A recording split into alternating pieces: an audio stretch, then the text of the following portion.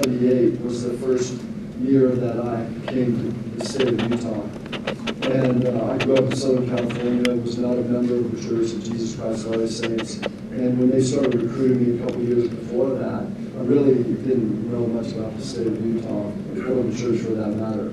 And I had a few friends that knew a little bit about BYU that were members and kind of nudged me. So when I flew into Salt Lake City in January of 1978, that was my first time in the state, except one time I was about 7 and my parents were driving through to another state.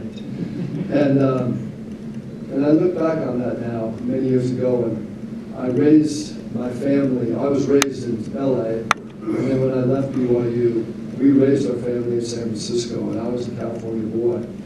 And then I came back to BYU for 23 years ago, and now it's time for me to retire. And when I came here in 1978, I flew in, we drove from Salt Lake Airport up down to Provo, and I thought, what in the world is happening? What am I doing on this recruiting trip? And now, all these years later, I'm a citizen of the state of Utah. This is my home. And I love this state. And it's especially true because of the great people.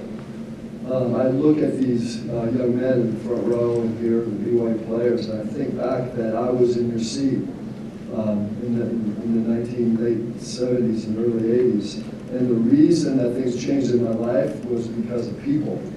And so when people ask me about what my highlights are being here at the athletic director for 20 years, without a shadow of a doubt, it's the people.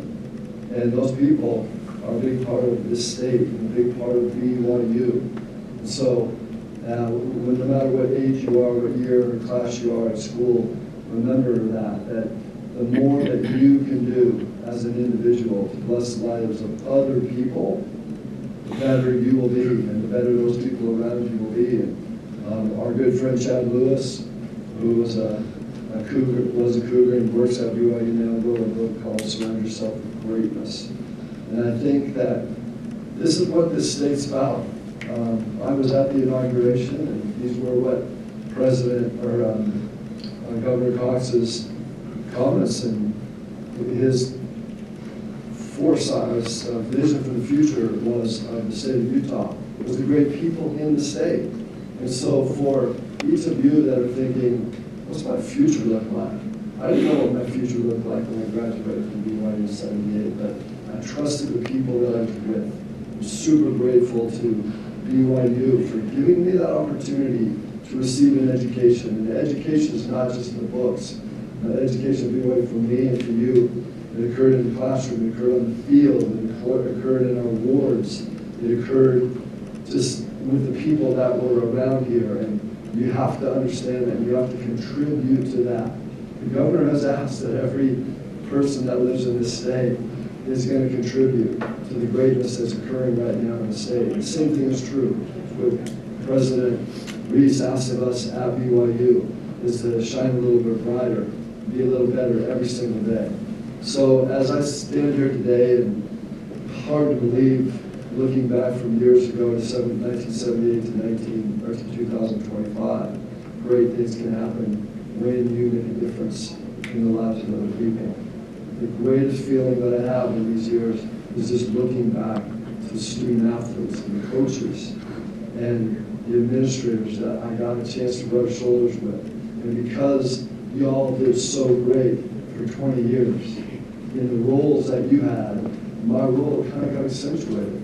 And then I just kind of carried that role. But you now, like I've said many times this last couple of weeks, is the baton is being passed to you all. And you know you can do this. But it takes incredible timing and intentionality and love. And when we look back, one of the things I want to end with is that I had a great coach in Bill Edwards, who taught me most of this stuff that I'm teaching you today. And as we look at that, we come forward this time, we all have a coach, and Coach Kamar's talking, and it teaches the same thing, love and learn. And when you hear him say that, I know that sometimes in your classroom, you hear that in the team room, you don't quite really understand what that means. that this last year you lived it. Lived on the field and off the field, and you can see what amazing things happen when you believe in each other, you trust each other, and you love each other. Thank you again to the great state of Utah for this incredible honor and for honoring the boys.